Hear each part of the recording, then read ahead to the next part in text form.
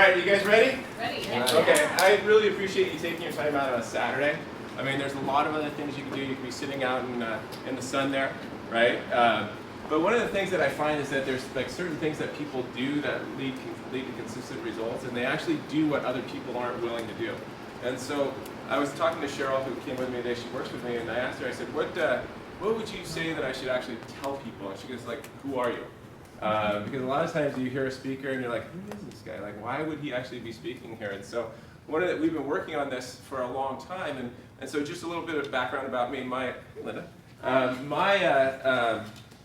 For me, my background is in sports.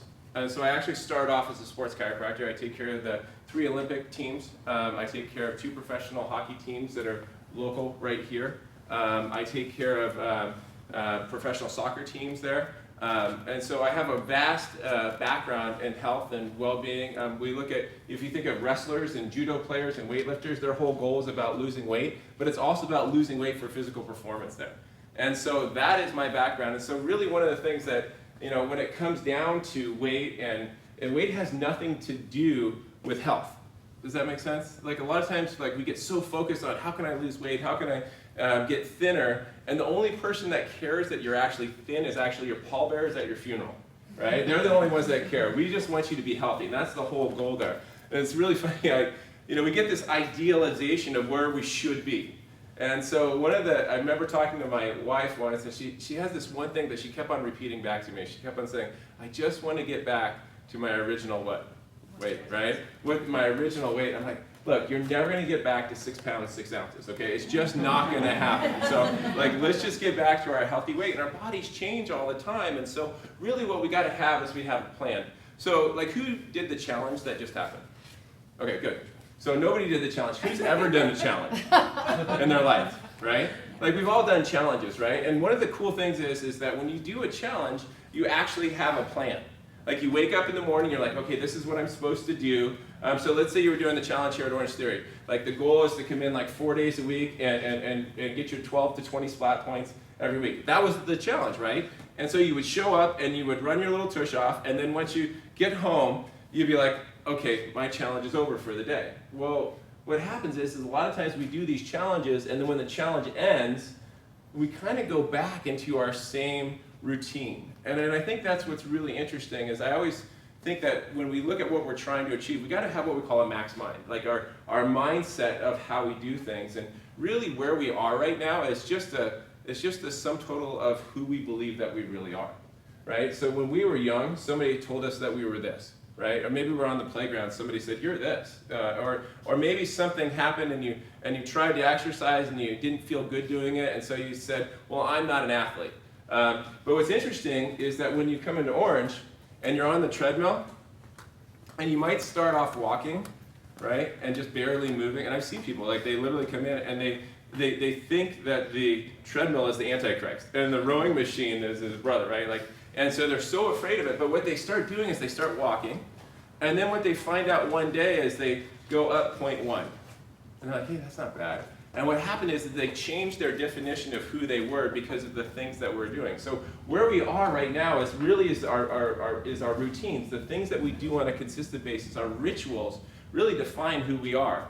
And so that's what I want to be able to give you guys, is a new version of who you are, a new understanding of who you are and how your body functions there. So because we're here, one of the things that we always talk about is we want to get fit, but we got to understand what it takes to get fit. And so really our bodies have 2 things. We are one of 2 people sitting in here. We are a sugar burner, or we are fat burners, okay? So let me define for you what those guys are. So it's really easy. So a sugar burner is, a fat burner and a sugar burner are walking down the street, and they walk by the bakery, right? The sugar burner actually gains 5 pounds, and the fat burner actually loses 5 pounds, right? The sugar burner is the guy that goes to eats a whole pie before he goes to bed, and he ends up losing weight. And then the sugar burner is the one that starves themselves before they go to bed, and they wake up in the morning and their pants don't fit, right? Because what we have to realize is that weight loss has nothing to do with calories. It has everything to do with hormones. In fact, do you guys know where the concept of calories actually came up? It was really fascinating. So back in the time of the Industrial Revolution, what ended up happening is they created this thing called the steam engine. And so what they had to do is they had to find out how to power these steam engines. And so they had coal, and they wanted to see what the quality of the coal was. And so they created this thing called a coalery. And so what you would do is you put a certain amount of coal in there, and to see how long it took to actually raise a certain amount of water at 1 degree. And then if it was this particular piece of coal, would have that many coaleries in it. Well, that kind of went by the wayside, and then what ended up happening was this. Around the 1920s, during the Great Depression, there was a lot of people that were starving.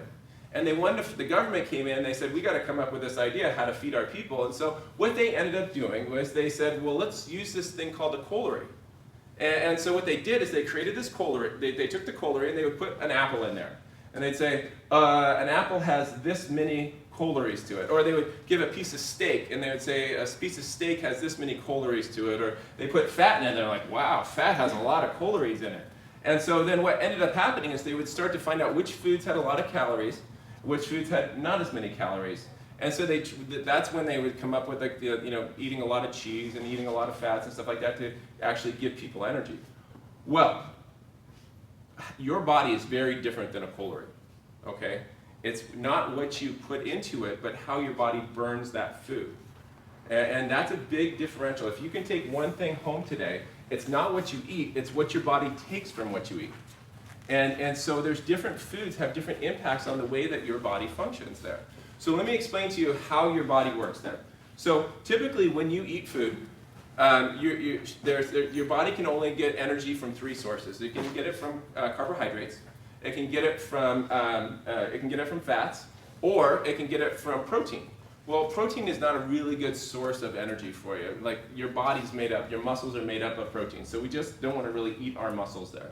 So the really 2 basic food sources are carbohydrates and protein. I mean, carbohydrates and fats there. So what your body has a choice of what to burn. So let's say we come to work out tomorrow morning or Monday morning. And what we do is we stop by Starbucks and we get a mocha frappuccino because we need that extra energy there. And then while we're there, we look in the case. And what's calling to us is the muffin, right? And now they have those little bagel bites and stuff like you saw on Shark Tank. And so you're like, I gotta try one of those. So we eat the bagel bite, we eat the frappuccino, and then we walk in here, we're totally amped, and we jump on the treadmill, and we're like, I'm gonna give it everything that I have. Now what's floating around in our body right now? Because remember, carbohydrates turn into sugar. So what ends up happening is our body starts to burn what? Sugar. So you go through your whole workout, and all you're burning is the sugar that's in your bloodstream at that time. And in fact, a single bagel is the amount of sugar that your body would actually need to function for an entire day. So once you've eaten that one bagel, any other sugar that you eat, what does it turn into? Fat. But most of us, we have a bagel in the morning, and then we have our sandwich in the afternoon, and then maybe at dinner we'll have some bread there, and we'll have some potatoes, and all of a sudden we're eating all these carbohydrates that our body can't comprehend. And in fact, sugar is actually lethal to our body. Your body can only handle a teaspoon of sugar at one time in the bloodstream. And so what happened is that to have you survive, your body will raise something up there called insulin. Insulin's this amazing thing because what it's designed to do is to save your life. And in fact, you actually have 7 hormones that will raise your blood sugar. You only have 1 hormone that will actually lower your blood sugar. And that's insulin. So insulin's only there as an emergency type thing to lower it, because if you go back to our forefathers that were walking and picking up berries and stuff like that, it wasn't like they walked in and they're like, hey, Starbucks, cool, I can have a bagel here, and then maybe I can just go and have my frappuccino there. No, if they actually had enough sugar in their bloodstream, it was a really lucky day. Everything else in our body is designed to convert fat to sugar. So what ends up happening is now we have this high level of sugar in our system. Our body's going to burn what's ever in our bloodstream first, but it's also an emergency, and so it's going to raise up our insulin levels to drop that sugar down. And then what happens is we become what? Hangry, right? So all of a sudden you drop your blood sugar down, you become hangry because you have low blood sugar there, and you become short with people, you have low energy there, and so then when you have low energy, what do you want to do? Eat. We want to eat. And all of a sudden we start this vicious downward spiral that happens day after day, and we're like, I can't understand what's going on with me. I have no energy. So then in the afternoon, what we're going to do is we're probably going to have to go get a cup of coffee, or maybe two, or maybe like a rock star or something like that. And that's going to raise our cortisol levels, which is going to raise our insulin levels, which is going to lower our blood sugar, and it's going to create this vicious cycle. The problem is this. When you come into Orange Theory, it's a very special time because there's something called growth hormone. The only two times that your body produces growth hormone is when you're doing maximum intensity exercise and when you're sleeping. How cool is that? So when you come in here, literally, have you guys seen in the magazines where they have the anti-aging guy? He's like the 80-year-old guy with six-pack abs. And he's like, come to my clinic, we'll give you injections of growth hormone and you can look like me. So what ends up happening is this, is that when you're on that treadmill and you're going max effort, what's happening is you're actually producing growth hormone. The problem is that growth hormone and insulin don't like each other. So whenever you have high levels of insulin, it's going to shut down your growth hormone. It's going to shut down your anti-aging hormone. It's going to shut down the hormone that actually that burns fat and actually builds lean muscle there. So everything that you're here for completely disappears because you've sabotaged it if you eat before you come in here, or if you're eating diets that have high carbohydrates to them. So one of the challenges is that when you come in, it's a 55-minute workout. You're busting your chops for 55 minutes. And then you have the other 23 hours that you're not in Orange Theory. That's where we have to have good strategies outside to support your actions that you do in here. And that's why I'm here today, because I would see people, and I would see them over at Whole Foods, and they're right after they would work out, and they would be getting all this food into them because they're so hungry. Well, what's happening is they don't let their body become a fat burner. Because what happens is if there's no sugar in your bloodstream, guess what's going to happen? You're going to have to burn fat. Isn't that kind of the goal there? I mean, that's kind of one of the objectives that we're trying to achieve. And so what we find is the least amount of sugar that you have before you the food that you have before you exercise. And most people are like, if I don't have sugar, I'm just actually going to burn a muscle. Well, no. Like, I mean, maybe if you have no fat on you, that will happen. But it's not going to happen in an hour, right? It's just not going to, you're not going to all of a sudden see your bicep disappear. You're like, what happened to it? Oh, I didn't eat for breakfast this morning. Like, it just doesn't happen that way. But what we find is that we talk about the EPOC effect. That's the exercise post-oxygen consumption, whatever that means. But what that means is it's the afterburn effect. Because when you exercise on the treadmill, what's happening is you're burning all the sugar in there. And then what ends up happening is now what you do is you shift yourself into that fat burner mode. And that's why your workout continues for up to 24 to 48 hours after you leave here. So if you're only exercising 2 days a week here, and you want to have the effect of that exercise going on for 3 days, minimize the amount of sugars that you have during that period, and what will happen is you'll continue on that fat burner, have that fat burner influence there. How cool is that? Now, the challenge with this is also, when we raise insulin levels, guess what happens? It's a stress hormone, so you actually then go out and you raise your cortisol levels. Cortisol levels are your stress hormone. That's the one, when you're under stress, cortisol goes up. Now, here's the challenge with that. When cortisol levels go up, dopamine levels go down. Dopamine is what we call your satisfaction hormone. So have you ever been to, like in your cabinet, in the kitchen, and you walk into the cabinet in the kitchen and you're like, oh, I'm hungry. And so you eat something, you're like, okay, and I ate something there, and oh, that wasn't really good. And then you go back into the cabinet and you find some more carbs there and you eat there, and the next thing you know, you spend like the next 2 hours getting up from the TV, going over to the kitchen, grabbing something, grazing, going back, and you're never really satisfied there, because what happens is those carbs are actually raising the insulin levels, increasing your cortisol levels, and suppressing your dopamine levels. You'll never be satisfied. And in fact, what they find is dopamine's a really weird kind of hormone. And when they did studies with people that have actually, that do cocaine, and what they find is they'll look at their dopamine levels, and then they'll have them do cocaine. I mean, I wonder where they got the volunteers for that one, but, and then they'd actually look at their dopamine levels afterwards, and they would register it. But what they found was the next time that they actually brought the drug in front of them, that their dopamine levels would be significantly higher than when they actually did the drug. It was the anticipation of the drug. So think about a cheesecake, or a cookie, or anything like that. So you're thinking about, oh, all I can think about is that cookie. So it's the anticipation of that cookie, which is raising your dopamine levels, which is making you really happy. And you're like, oh my gosh, I love cookies, it's going to taste so good. It's the whole experience that you're actually living and learning there. And then all of a sudden you eat that cookie, and then what happens? You're like, oh man, why did I eat that cookie? Like, you feel bad, you know what I mean? Like, nobody's ever like eaten a cheesecake and go, oh, I'm so glad I ate that cheesecake. Like, you know, or we have that second helping or that third helping at Thanksgiving, and we're like, we always get angry at ourselves after we eat it, but it's that build up that's like, I really need it, I really like it, just this one time. So then the other thing that starts to happen is that cortisol levels are also going to suppress your serotonin levels. Well, serotonin, that's our happiness hormone, right?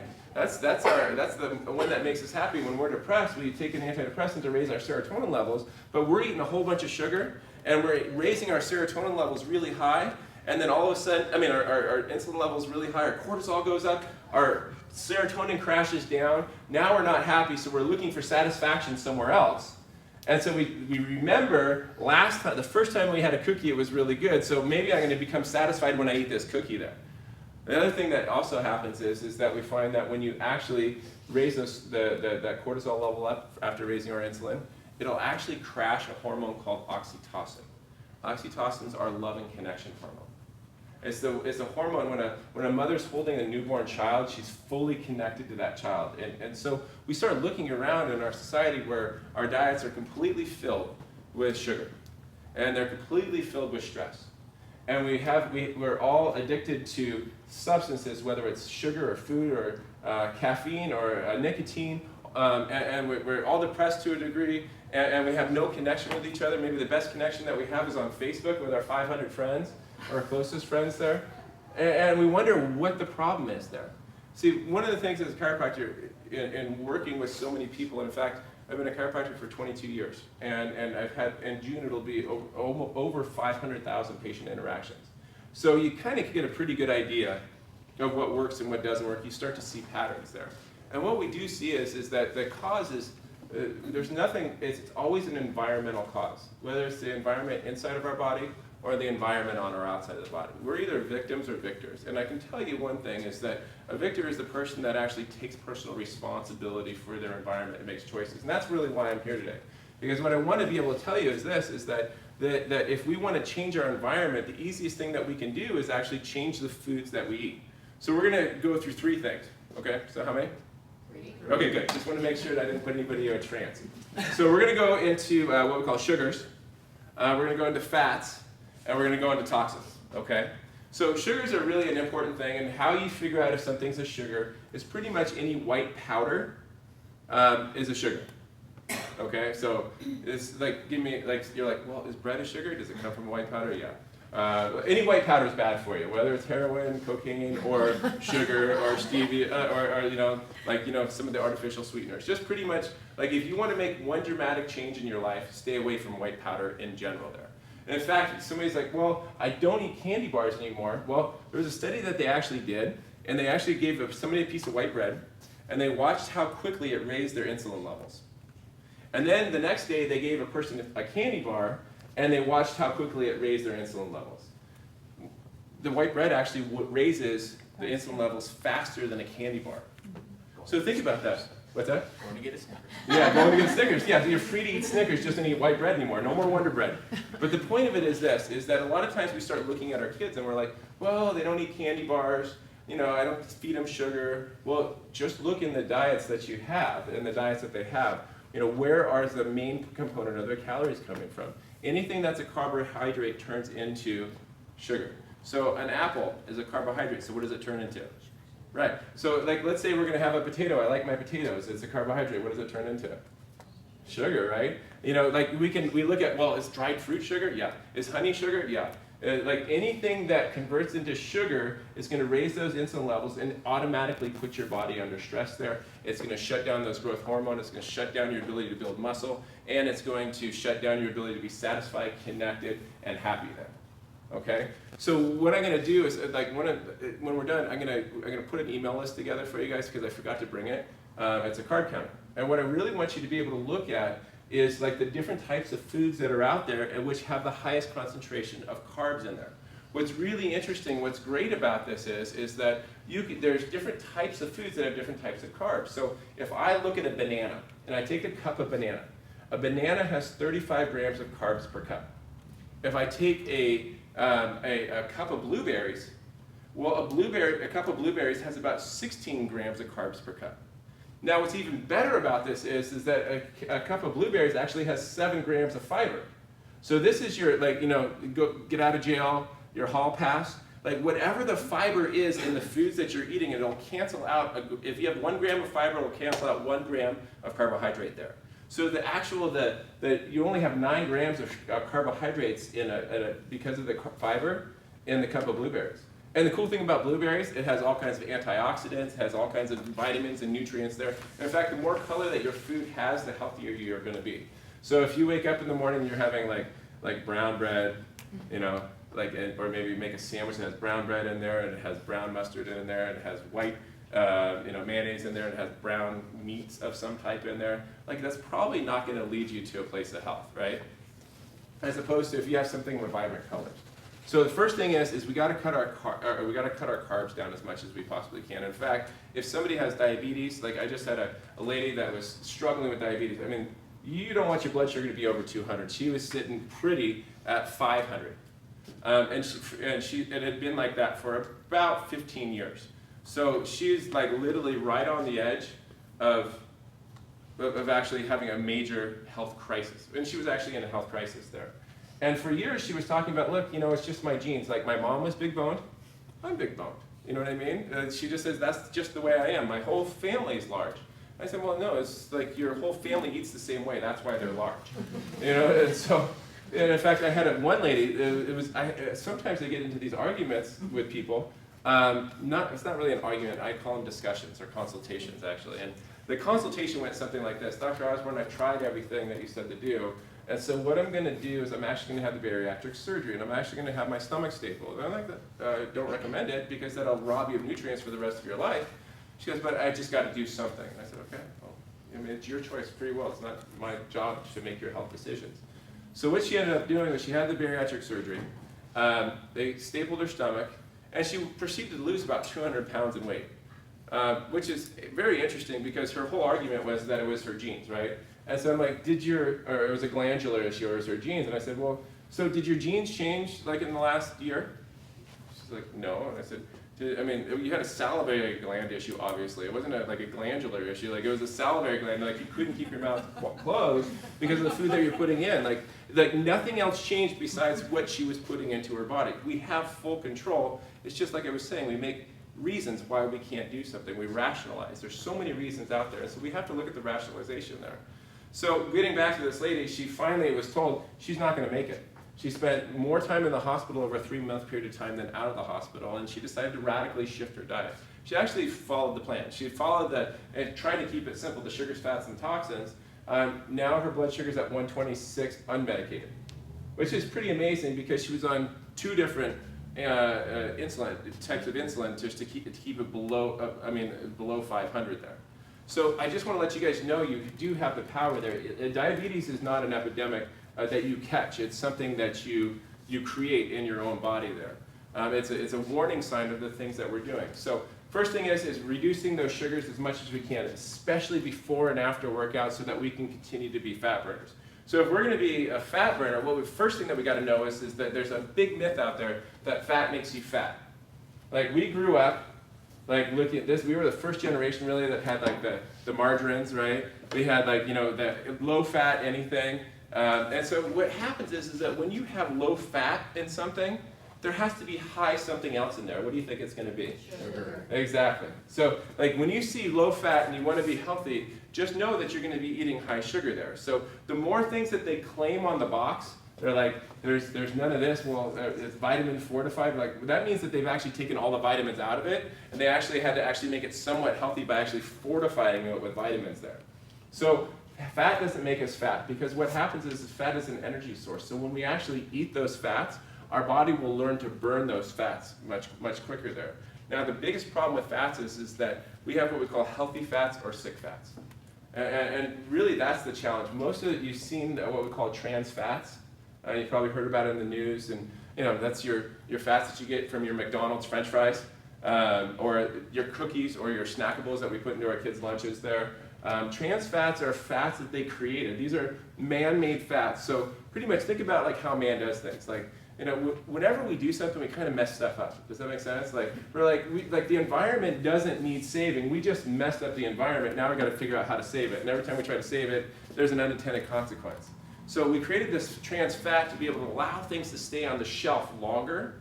And because we allowed it to stay on the shelf longer, guess what happens? It's something that our body doesn't even know how to digest.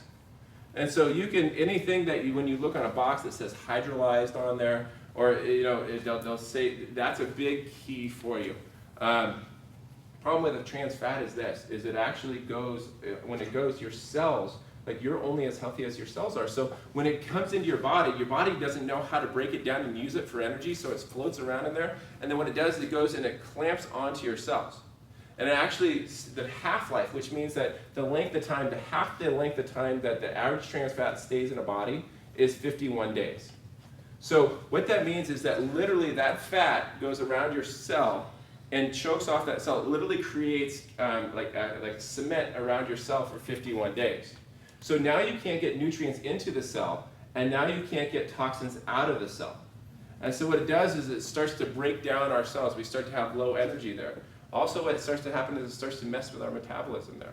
It starts to mess with our hormones, because all of our hormones are made up of fat. And so you start looking at all these women that have been having like these low-fat diets over the years, and what they start to find is that they have all these hormonal problems, and now we have to treat a hormonal problem with another hormonal problem, and it's this vicious cycle that spirals out down the way there.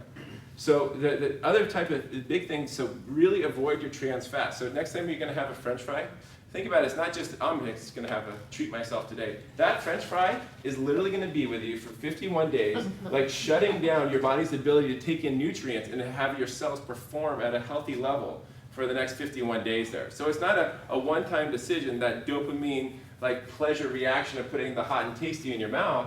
It literally is starving your cells for 51 days. So just put it in that perspective. The other thing that's really important, a lot of times people talk about, I just don't want to eat meat. Well, yeah, all the studies are coming out saying, yeah, meat's bad, but the problem is it's not our regular meat. See, man was designed to eat meat that was out in the fields. And so if you think about a cow, like what does a cow normally eat? Grass, right. So like a healthy cow eats grass, but what do most cows eat that we would buy in the store? Corn. And so why do they feed the cows corn? Get bigger. Yeah, to fatten them up, right? So so think about us. They're feeding cows carbs to fatten them up, and so we're eating all those carbs, and what happens to us? We get fattened up, right? But also, what used to take 6 years to bring a cow to market, now when we feed them on that diet, we can get them big enough in about 1.5 years to 2 years. So they save a tremendous amount of money. But the problem is when you have all that corn in there, what it does is like all those carbs, it creates inflammation within your body. And it, just like it does in a cow, inflammation suppresses your immune system. And so what happens is when somebody eats, let's say, a teaspoon of sugar, it'll suppress your immune system for up to 8 hours right after that. So think about Christmas time. What do? Like somebody gives us a box of See's candy, and like we open the box, and who like just has one of them and then just puts it away for the rest of the year? Like literally, like we'll have one a day, so we'll suppress our immune system for 8 hours, once a day for I don't know, what is there, 24 pieces in there for the next month, and then we wonder why we get the flu, because we've been suppressing our immune system there. And then we got to have these cookies. Everybody gives us cookies, and we eat all the cookies there. So what happens is these cows get sick, and that's why they have to give them all types of antibiotics. They have to give them all types of vaccines. Literally, these are sick cows. So if you eat a sick cow, what do you end up becoming? Sick, right? Like you are what you eat, right? Like if you eat Twinkies, you become a Twinkie there. Like your cells are made up of what you put into your body there. So if I can make, the first suggestion that I'm going to make to you is avoid those carbs, and avoid them before and after you exercise. Second, if you're feeling achy after you work out, it's probably because you're very inflamed. It's not from the workout, it's probably the things that you're doing the other 23 hours that you're not in here. So one of the side effects of high carbohydrate diets, you're going to be inflamed. One of the side effects of eating meat that has the wrong types of fat, is that you're going to be inflamed there. And so look at that. There's always a cause, there's always an effect there. The third thing is I'm going to teach you something today that you've probably never heard of before, and hopefully it'll kind of blow your mind a little bit. So, as you notice when I talk, I kind of segue sometimes, so this is going to be one of those segues. So, has anybody ever been on the treadmill and they're like, okay, so what we're going to do is we're going to a minute and a half, all out, go. And then at the end, you're like, and you're like breathing really hard and you're breathing through your mouth. Well, one of the worst things that you can actually do when you're exercising is breathing through your mouth. But you didn't know that.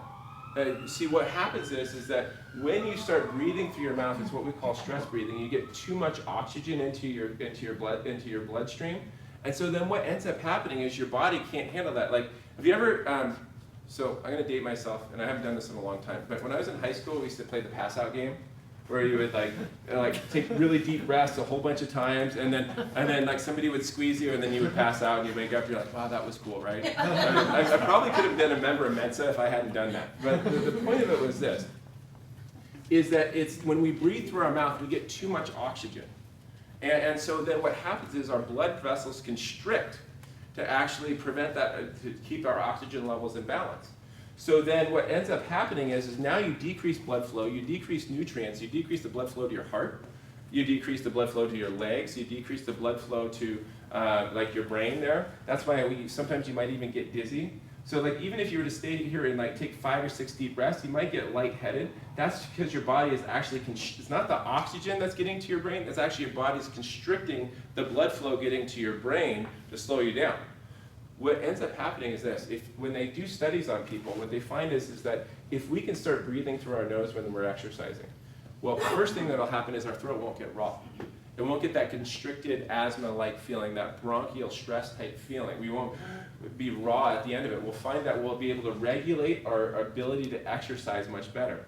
But remember, everything that we do in here has nothing to do with today. It has to do with over the next 24 to 36 hours. So when we breathe through our nose, what ends up happening is it keeps our carbon dioxide levels and our oxygen levels in balance. Well, first of all, sugar needs oxygen to burn, right? So when there's no sugar, and I mean there's not as much oxygen in our bloodstream, what happens is our body can only use fat, it can actually only burn fat. So that's one way that you can easily transform yourself much quicker into a fat burner by keeping the carbon dioxide levels at a certain level. Second thing that happens is that when you're breathing through your nose, the carbon dioxide levels go up, your kidneys, they go, oh my gosh. I mean your spleen goes, oh my gosh, we need more red blood cells. Your spleen actually keeps about 8% of the red blood cells in your entire body in reserve. And so what it'll do is it'll release those red blood cells there. And the cool thing is that those red blood cells now will be circulating for the next 90 days within your bloodstream. Those red blood cells will hold on to more oxygen. And so what you'll find is that the next time you're on the treadmill, as you start doing this, you'll be able to go up 1, you'll be able to go up 2, you'll be able to go up 3, and you'll start having much better performance as you're going through this process there. The second thing that's really important is that it'll put stress on the kidneys. And the kidneys will release something called EPO. Do you guys remember Lance Armstrong? So Lance Armstrong actually got busted because he was injecting himself with EPO. What EPO does is it speeds the rate at which you actually create red blood cells there. So now all of a sudden you're getting more red blood cells, you're actually creating more red blood cells, you're able to actually perform better, you're actually able to burn through fat much quicker, and then not only are you burning through fat much quicker, you're actually getting fitter in the process, making more growth hormone. And what we start to see is instead of this doing one thing for 3 times a week or 4 times a week, what happens is the Orange Theory effect continues to last throughout your entire week. When you're sleeping, when you're waking up in the morning, all day long, every day, the time that you spend in here will have a magnificent impact there. So that's a huge thing. So so one of the take-homes, if I could say, is that I want you to practice breathing through your nose. And I promise it won't be easy at first. And in fact, what'll happen is that you might get your nose might run a little bit. Have you ever noticed that? Like sometimes when you're exercising, your nose runs, you're like, why the heck is it? It's because there's something called nitrous oxide being released in there. And what that does is that it causes the dilation of all the blood vessels in your body. That's why people that have heart problems, they can take nitrous oxide and it'll reduce their blood pressure. What's really interesting though, and this is the big one, is that what we find is that when people's bodies, you need to have a certain pH in your body. And so your pH needs to be around 7. We'll just keep it simple. It should be like 7.2, but we'll keep it at 7 right now. When it becomes acidic, okay, now to balance out the pH, your body will actually have to breathe more. And so you'll start to find yourself as being a mouth breather. You'll be the person that's sitting at your desk and you'll be like, okay. You start taking bigger breaths during the day. You're like, okay, I just need to relax. I need to take a deep breath. What it is, your body's actually trying to get oxygen in there to change the pH of your blood. Well, what ends up happening is what's the biggest impact on the pH is really toxicity. What we find is that toxins in the foods that we eat, so when we're eating things that aren't organic, when we're eating processed foods, those type of things are actually going to make us much more acidic, and it's going to force us to become a mouth breather there, and it's going to force us to, it's going to negate some of the impact on what we're trying to have. The other thing about toxicity is this. When you are toxic, so when you eat bad food, your liver can only process so much garbage at one time. And so when it can't process something, what it does is it then goes and stores it in one place. Do you know where that is? Fat. It stores it in fat.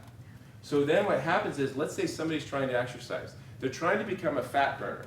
And they're doing all the right things. And then what ends up happening is as they're exercising, they're starting to lose weight. And then so from all those fat cells that they have, the toxins are coming out of the fat cells into their body. And their body's like, whoa, we're going to shut this down because there's too much stuff coming out there. We're going to shut down your fat burning process there. And in fact, there's a hormone called leptin, and leptin is your fat burning hormone.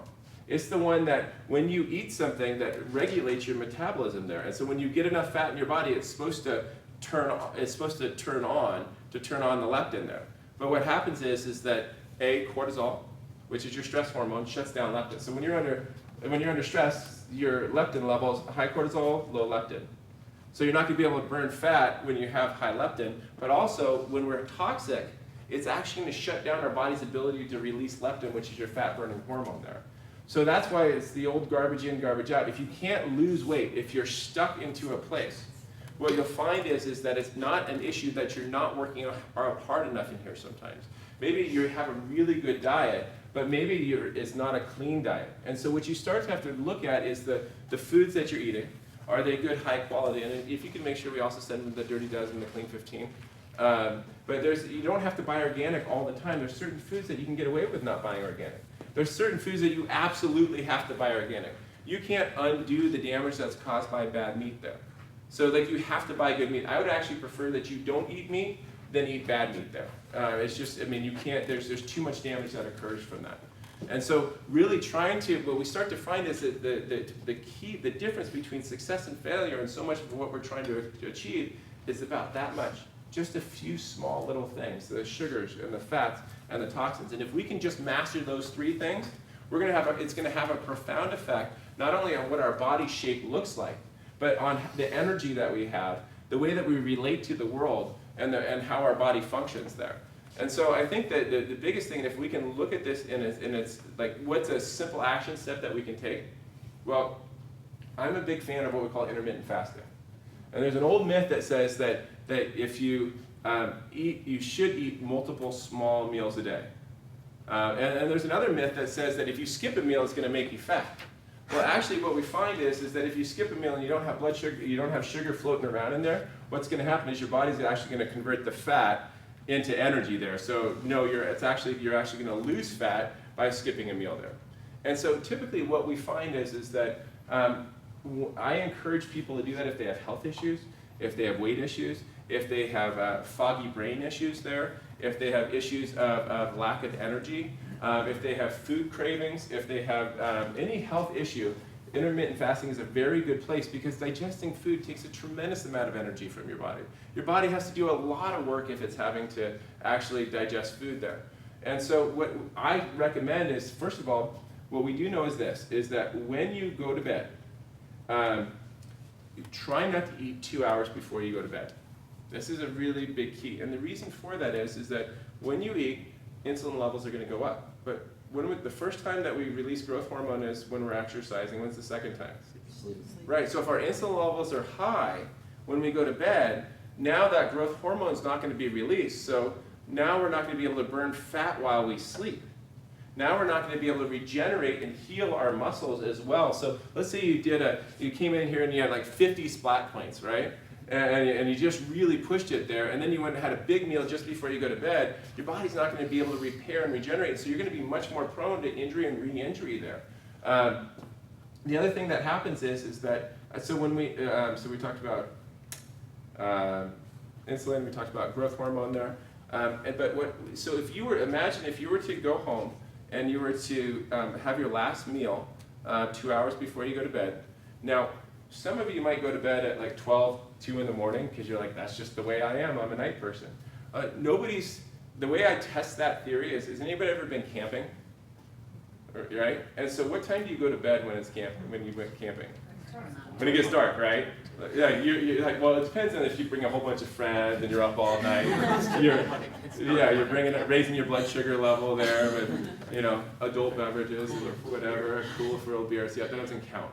But if you were camping with your kids and it's 7 o'clock at night and it's dark, you're pretty much gonna be like, oh, it's time to go to bed, everybody, and everybody's like, yeah, we're exhausted. Because your brain, when it sees darkness, it's programmed to actually go to sleep. And then when it gets light, it's programmed to wake up. So that's going to be a big indicator for you, is that try to go to bed at a reasonable hour. Like 2 o'clock in the morning is not a reasonable hour. Like 10 to 12 o'clock, you need to get 8 hours of sleep. The problem is if you're not getting 8 to 9 hours of sleep as an adult, there's a third hormone. And I'm sorry for talking about all these hormones, but I want you to see how everything's connected. You can't change one hormone without changing every single one of your other hormones. So there's a hormone called ghrelin, or ghrelin. I still haven't figured out how to pronounce it after 20 years. But the point of it is what ghrelin does is it's actually your hunger hormone. And so have you ever noticed that, let's say you're sitting on the couch, right? And you fall asleep watching TV. Somebody wakes you up, and now you're like, okay, I'm totally awake. And then you're awake for the duration. And then what you start to find is then you start to get hungry. Because now all of a sudden you get a little bit hungry and you go, well, I'm going to have a midnight snack there. Well, then you have to wake up early in the morning, so you only got 5 hours of sleep. You wake up in the morning, now you're hungry because the ghrelin levels are high, and it's saying, feed me, feed me, feed me. So if you could just get your 8 to 9 hours of sleep, not only is that going to reduce your cortisol levels and your stress hormone levels, but it'll also reduce the ghrelin levels there, which are the things that, and by the way, ghrelin makes you crave carbohydrates. So you see this vicious cycle that's going on there. We stay up late, we have ghrelin, which makes us crave carbohydrates, and then we start eating carbohydrates the whole day. We're under stress, it raises our cortisol levels, raising our insulin levels, and then we come home and then we're hangry all the time, and so we're eating stuff all the time. We have our snack, and then we're like all stressed out, and then we finally go to bed at night, and we have that, but we're not actually regenerating our body, and it just slowly starts to break down there. And that's what aging is. And in fact, what's really interesting is that there's when we eat sugar, it creates something called AGEs. They're advanced glycosylation end products. AGEs are what actually bind all the collagen in your body together and cause premature aging. So sugar literally will cause you to prematurely age there. It actually breaks down the collagen, it breaks down your lips, it gives you more wrinkles there, but it also will break down the discs in your spine at an accelerated rate. Anything that's made up of collagen in your body will break down at an accelerated rate with the AGEs there, or the sugar. So now we're getting back to insulin. Our fasting. So you go to bed, let's say your last meal maybe at 7 o'clock. You wake up in the morning at 7 o'clock. That's 12 hours. So you literally just fasted for 12 hours. How cool is that? Like you literally went 12 hours without eating. Very easy to not eat while you're asleep, I find. And so then what ends up happening is the studies show that if you can actually push that out to 16 hours, something happens that your body actually starts looking for sugar. It starts looking for energy. And so what will end up happening is your body will start to convert, and it'll start being, it'll be like those VW bugs or whatever that they convert from like gasoline or diesel to French fry oil. Have you ever seen those? Like literally it says, okay, well I don't have enough diesel, so I'm just going to start burning French fry oil over here. The only good thing for French fry oil, by the way. And so then once we can get to that 16-hour mark, it's amazing. First of all, we start to find people have mental clarity. There's less inflammation, they have less puffiness, they have way more energy there. And then during that next 8-hour period of time, if you can just minimize the sugars, if you can just put good, healthy fats into your body there, and if you can minimize the amount of toxins that go into your body, it's going to have a profound effect. And so my challenge to you is to make small challenges to yourself on a daily basis. We have a plan. It's real simple. Just, try to keep that intermittent fasting up there. Try to breathe through your nose there. Try to keep your sugar, fats, and toxins. That's 5 things. That's all you have to do. If that's your plan, that's a major thing there. Now, as a chiropractor, one of the things that's important for me is that I always look at how our body functions. And this is a really big thing because most people don't ever think about their spine. They never think about their nervous system. They never think about that. They just look at what they see. The only time most people think about those is when they actually break down and then they can't move. And so really the important thing is that